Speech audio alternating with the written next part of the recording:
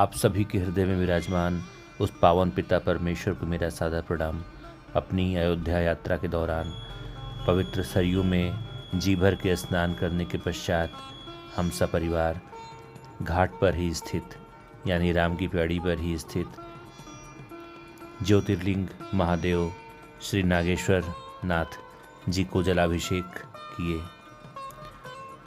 उनको जलाभिषेक करने के पश्चात हम निकल पड़े हनुमानगढ़ी की ओर दर्शन करने के लिए।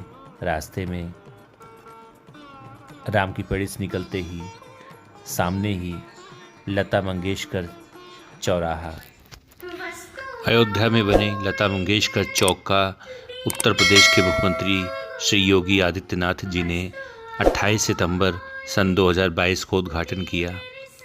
इस दौरान मुख्यमंत्री ने कहा कि लता दीदी ने अपना पूरा जीवन भगवान राम की भक्ति को समर्पित किया, इसलिए भगवान राम की नगरी अयोध्या में लता जी को समर्पित भव्य लता चौक का निर्माण कराया गया है।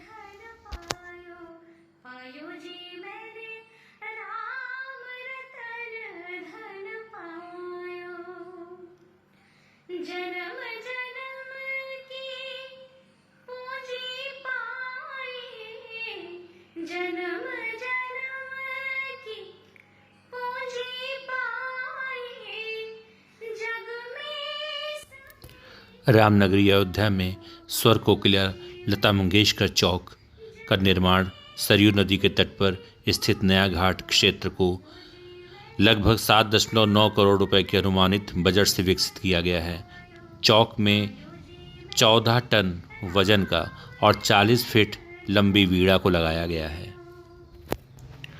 गुजरात में स्टैच्यू ऑफ यूनिटी को बनाने वाले मूर्तिकार पद्मश्री पुरस्कार से सम्मानित राम सुधार ने वीणा बनाया है। वीणा में कमल के पुष्प, माँ सरस्वती का चित्र उकेरा गया है। ये काम लगभग 2 महीनों में पूरा हुआ है।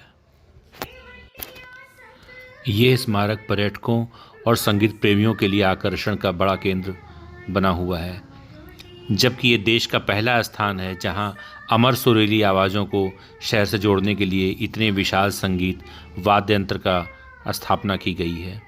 इस परियोजना की लागत लगभग 7.9 करोड़ रुपए है और इसे दुनिया की उत्कृष्ट कृति के रूप में चिन्हित करने का प्रयास किया गया है। सरयू नदी के तट पर स्थित नया घाट क्षेत्र में विकसित लता मंगेशकर के चौक के चारों तरफ प्राकृतिक पौधे लगाए गए हैं ताकि यहां आने वाले श्रद्धालुओं को एक तरह से स्वच्छ और प्राकृतिक वातावरण मिल सके। इस चौक की एक खास बात यह है कि दरअसल लता मंगेशकर ने अपने 92 वर्षों के जीवन काल में कई गीत और भजन गाए हैं। उसे दर्शाने के लिए चौक के बीचों बीच में 92 कमल दल लगाया गया है, जो श्रद्धालुओं के लिए आकर्षण का केंद्र है।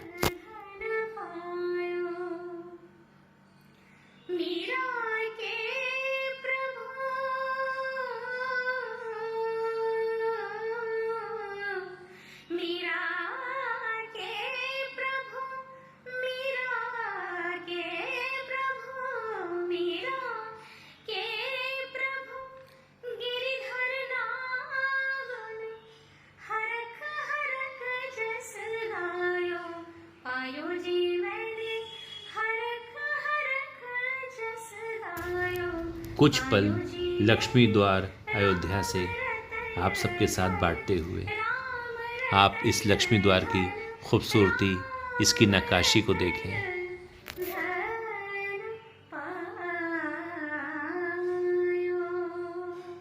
जय श्री राम।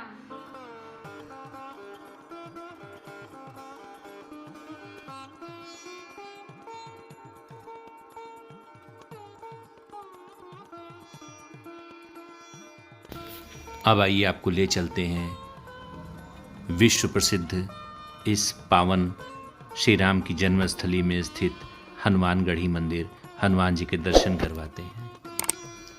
कहते हैं ना, जहाँ राम वहीं हनुमान और जहाँ हनुमान वहीं श्री राम। ऐसे ही प्रभु श्री राम की पावन जन्मस्थली अयोध्या है। अयोध्या में बजरंग बली का विश्व विख्यात मंदिर हनुमानगढ़ी स्थित है। हनुमान जी को अयोध्या का रक्षक माना जाता है और कहते हैं कि हनुमान जी की आज्ञा के बिना कोई भी प्रभु श्री राम के दर्शन नहीं कर सकता। मंगलवार के शुभ अवसर पर सुबह सुबह अगर सीधे हनुमान गढ़ी के आप दर्शन कर लें, यहाँ की आरती के दर्शन कर लें, तो इससे बेहतर दिन की शुरुआत और क्या हो सकती है। आइए आपको सीधे ले चलते हैं श्री हनुमानगढ़ी बजरंगबली के दर्शन करवाने। माना जाता है कि लंका पर विजय प्राप्त करने के पश्चात हनुमान जी यहाँ एक गुफा में रहते थे और राम जन्मभूमि और रामकोट की रक्षा करते थे। इस कारण इस स्थान के नाम हनुमानगढ़ और हनुमानकोट पड़ा। अयोध्या में बहुत तेजी से श्री राम मंदिर का निर्माण हो रहा है। मंदिर को जाने वाले सभी मुख्य मार्ग को चौड़ा करने का कार्य हो रहा है, इसीलिए आपको चारों तरफ अयोध्या में निर्माण कार्य दिखाई दे रहा होगा। शीघ्र ही ये अयोध्या एकदम बदली हुई नजर आएगी, आपको पहले से भी ज़्यादा भव्य और दिव्य रूप में नजर आएगी। मान्यता है कि भगवान राम जब लंका से विजय प्राप्त करने के पश्चात अयोध्या लौटे तो उन्होंने अपने प्रिय भक्त हनुमान को रहने के लिए यही स्थान दिया और साथ ही ये अधिकार भी दिया कि जो भी भक्त यहाँ दर्शन करने के लिए अयोध्या आएगा उसे पहले मेरे भक्त हनुमान का दर्शन पूजन करना ही होगा। मंदिर के मुख्य भाग में बाल हनुमान जी के साथ अंजनी माता की विग्रह स्थापित है। श्रद्धालुओं का मानना है कि इस मंदिर में आने से उनकी सारी मनोकामनाएं पूर्ण हो जाती हैं। लाल और हरे रंगों से सजी दीवारों पर पड़ती सुबह शाम की खिलती सूर्य की किरणें मंदिर प्रांगण को और भी खूबसूरत बनाती हैं। मंदिर में प्रसाद के रूप में बेसन के लड्डू मुख्य रूप से चढ़ाए जाते हैं। हनुमान जयंती व अयोध्या में आयोजित होने वाले विभिन्न मेलों के दौरान इस मंदिर में श्रद्धालुओं का तांता लगा रहता है। इस मंदिर परिसर के चारों कोनों में परिपत्र गढ़ हैं। मंदिर परिसर में माँ अंजनी व बाल हनुमान की मूर्ति है, जिसमें हनुमान जी अपनी माँ अंजनी की गोद में बालक के रूप में लेटे हुए हैं। यही अयोध्या की सबसे ऊंची इमारत भी है। मंदिर के गर्भगृह में हनुमान जी राजा के रूप में विराजमान हैं। उनके पीछे भगवान राम का दरबार है, जिसमें भगवान राम, लक्ष्मण और माता सीता के विग्रह हैं। मंदिर में हनुमान जी को नित्य देशी घी की पूड़ी सब्जी का भोग लगता है। मंगलवार और शनिवार को हलवा का प्रसाद भोग में चढ़ता है। इस मंदिर में दक्षिण मुखी हनुमान जी हैं। मान्यता है कि यहाँ दर्शन करने और हनुमान जी लाल चोला चढ़ाने से ग्रह शांत हो जाते हैं, जीवन में सफलता और समृद्धि मिलती है। ये हनुमान जी का एक सिद्ध पीठ है। हनुमानगढ़ी भगवान श्री राम के अभिन्न मित्र और उनके सेवक श्री हनुमान जी का घर है, उनके रहने का स्थान है। जब हम भगवान श्री राम के दर्शन करना चाहते हैं, उनकी जन्मभूमि पर जाकर राम लला के दर्शन करना चाहते हैं, तो हमें हनुमान जी की आज्ञा लेनी पड़ती है। ऐसा कोई आवश्यक नहीं है, पर हनुमान जी राम जी के सच्चे भक्त हैं, तो हमारा कर्तव्य बनता है कि हम सबसे पहले हनुमान जी के पास जाएं और उनके चरण स्पर्श करें और उनसे प्रभु श्री राम के दर्शन करने की आज्ञा मांगें। श्री राम जी, श्री रामचंद्र जी के ऐसे भक्त हैं जिन्होंने स्वयं सिद्ध किया है कि उनसे बड़ा दूसरा कोई भक्त है ही नहीं। जब एक बार राम की सभा में उनसे पूछा गया कि क्या आपके हृदय में भी भगवान हैं, तो उन्होंने अपनी छाती को फाड़कर भरी सभा में ये दिखा दिया कि देखिए, मेरे छाती में भी भगवान श्री राम और सीता मैया का वास है। सारी सभा ये देखकर दंग रह गई कि वास्तव में श्री राम माता सीता के साथ उनके हृदय में विराजमान थे, उनके हृदय स्थल में बैठे हुए थे। ऐसे परम भक्त हनुमान जी से भगवान श्री राम के दर्शन के लिए कौन आज्ञा नहीं लेना चाहेगा। श्री हनुमान जी वो भक्त, यदि हम हनुमान जी को न पूछकर सीधे श्री रामचंद्र जी को पूछते हैं, तो हनुमान जी भी इससे खुश हो जाते हैं कि खुद ब खुद श्री रामचंद्र जी के भक्तों की सारी मनोकामना को पूर्ण कर देते हैं। कोई होगा हनुमान जी के समान ऐसा भक्त? हनुमान जी भक्त शिरोमणि हैं। हनुमान जी प्रभु श्री राम जी के ऐसे दास हैं कि जहाँ जहाँ भगवान श्री राम और सीता मैया की पूजा होती है या होती रहती है, वहाँ पर वो अपने आप चले जाते हैं। और सभी भक्तों की मनोकामना को पूर्ण कर देते हैं। भगवान श्री राम स्वयं कहते हैं कि मुझे मेरे हनुमान मेरे भक्तों में अति प्रिय हैं, क्योंकि हनुमान जी भगवान के सच्चे और परम मित्र हैं और परम भक्त हैं। तो यह स्पष्ट है कि वो भगवान के अति निकट हैं और उन्हें सबसे ज़्यादा प्रिय भी हैं। यदि हम हनुमान जी की भक्ति करेंगे तो भगवान प्रभु श्री राम हमें उनके भक्त श्री हनुमान जी की कृपा से अवश्य हमें मिल जाएंगे। जिस तरह वाराणसी में काल भैरव को काशी का कोतवाल कहा जाता है और वहाँ जाना आवश्यक होता है, उसी तरह ये भी मान्यता है कि लंका विजय के बाद हनुमान जी सरयू नदी के दाहिने तट पर एक ऊंचे टीले पर गुफा में रहने लगे थे और यहीं से वो अयोध्या की रक्षा करते थे। इसी जगह को बाद में हनुमानगढ़ी या रामकोट कहा जाने लगा। कालांतर में यहाँ एक विशाल मंदिर बना दिया गया और जिस तरह से गुफा होती है उसी तरह से इस मंदिर में नीचे जाने के लिए 76 सीढ़ियाँ हैं। फिर ये मान्यता बन गई कि जन्मभूमि या रामलला के दर्शन करने के पहले हनुमानगढ़ी के दर्शन करना आवश्यक होंगे। इस मंदिर में पहुंचकर हर भक्त को ऐसा प्रतीत होता है कि भगवान हनुमान स्वयं साक्षात रूप में विराजमान हैं। छोटी दीपावली के दिन आधी रात को संकट मोचन का जन्मदिवस मनाया जाता है। मंदिर की दीवारों पर हनुमान चालीसा और चौपाइयाँ लिखी हुई हैं। यहाँ पर आने वाले भक्त घंटों इस मंदिर के प्रांगण में बैठकर सुंदरकांड का पाठ और राम नाम का सुमिरन करते रहते हैं। इस हनुमान मंदिर के निर्माण में के विषय में कोई स्पष्ट साक्ष्य तो नहीं मिलता है, लेकिन कहते हैं कि अयोध्या न जाने कितनी बार बसी और कितनी बार उजड़ी, लेकिन फिर भी एक स्थान जो हमेशा अपने मूल रूप में रहा वो यही हनुमान टीला है, जो आज हनुमानगढ़ी के नाम से प्रसिद्ध है। हनुमान जी को सिंदूर का चोला क्यों चढ़ाया जाता है, इसके विषय में भी एक रोचक कथा है। श्री हनुमान जी ने जगत जननी श्री सीता माता के मांग में सिंदूर लगा देखकर आश्चर्यपूर्वक पूछा, हे माता, आपने ये लाल द्रव्य मस्तक पर क्यों लगाया है? सीता जी ब्रह्मचारी हनुमान की इस सीधी सादी बात पर प्रसन्न होकर बोलती हैं, कहती हैं कि हे पुत्र, इसको लगाने से मेरे स्वामी की दीर्घायु होती है और वो मुझ पर प्रसन्न रहते हैं। जब श्री हनुमान जी ने ये सुना तो बहुत प्रसन्न हुए और विचार किया, चुटकी भर सिंदूर लगाने से आयुष्य वृद्धि होती है, तो फिर क्यों ना सारे शरीर पर इसे पोत कर अपने स्वामी को अजर अमर कर दूं मैं। हनुमान जी ने वैसा ही किया। सारे शरीर में सिंदूर पोत कर सभा में पहुँचे तो भगवान उन्हें देखकर हंसे और बहुत प्रसन्न भी हुए। प्रभु को हंसता देखकर हनुमान जी को माता जानकी के शब्दों पर विश्वास हो गया कि सिंदूर लगाने से प्रभु प्रसन्न होते हैं। कहते हैं कि उस दिन से हनुमान जी की इस उदात्त स्वामी भक्ति के स्मरण में उनके शरीर पर सिंदूर चढ़ाया जाने लगा।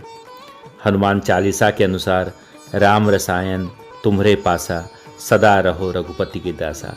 इस बात से सिद्ध होता है कि हनुमान जी जीवनदायिनी बूटी के समान हैं, जिनकी उपासना से शरीर रूप से निर्मल भक्त में भी ऊर्जा का संचार होता है और वो स्वस्थ रहता है। एक मान्यता के अनुसार हनुमान जी को बजरंग बली इसलिए भी कहा जाता है कि वो वज्र जैसे अंग वाले बली हैं, अर्थात असल में सही उच्चारण वज्र अंग बली है, जो बोलचाल में बिगड़ते हुए अपभ्रंश होते हुए बजरंग बली हो गया।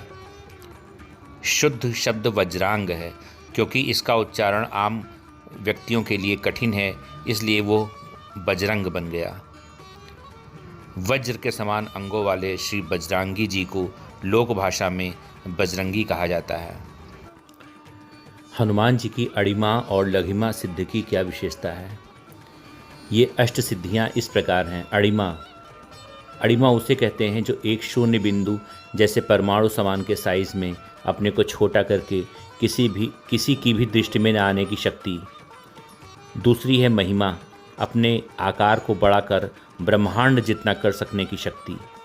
तीसरी है लघिमा, अपने भार को शून्य के समान कर देना, हल्का होकर जहाँ चाहो वहाँ उड़कर जाने की शक्ति को कहते हैं। चौथा है गड़िमा, अपने भार को ब्रह्मांड के भार जितना भारी कर सकने की क्षमता, उसकी शक्ति को गड़िमा कहते हैं।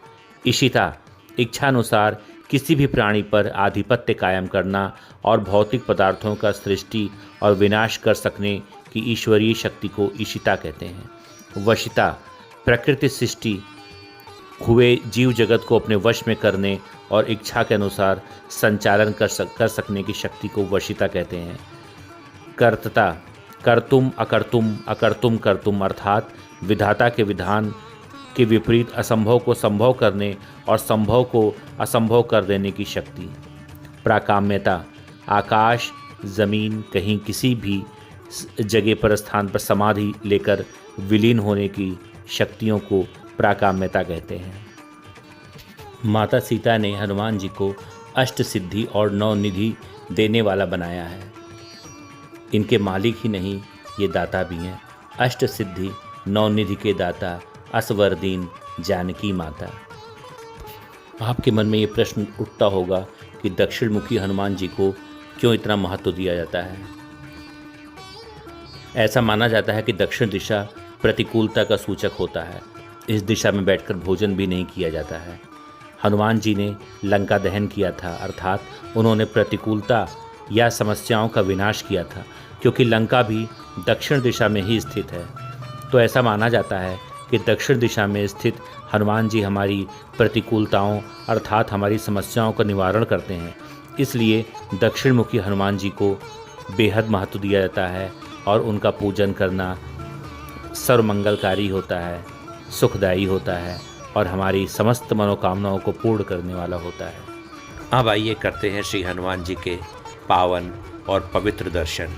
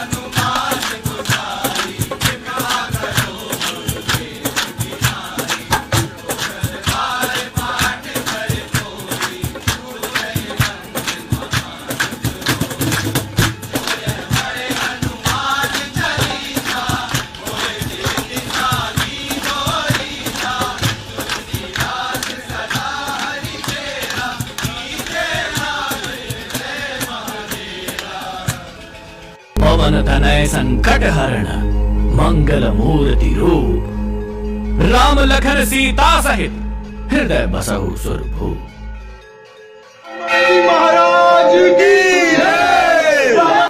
पवन सुत श्री हनुमान की जय, बजरंग बली की जय, श्री रामचंद्र जी की जय, जानकी मैया की जय। मेरे छोटे भाई की शादी के 25वीं सालगिरह पर हम लोगों ने श्री अयोध्या धाम के दर्शन किए। बजरंग बली श्री राम जी उन दोनों को सदा स्वस्थ रखें, प्रसन्न रखें, यही प्रार्थना है। वीडियो के अगले भाग में हम आपको श्री कनक भवन के दर्शन करवाएंगे। तब तक जय बजरंग बली, जय श्री राम, जय सीताराम, श्री राजा रामचंद्र जी की जय।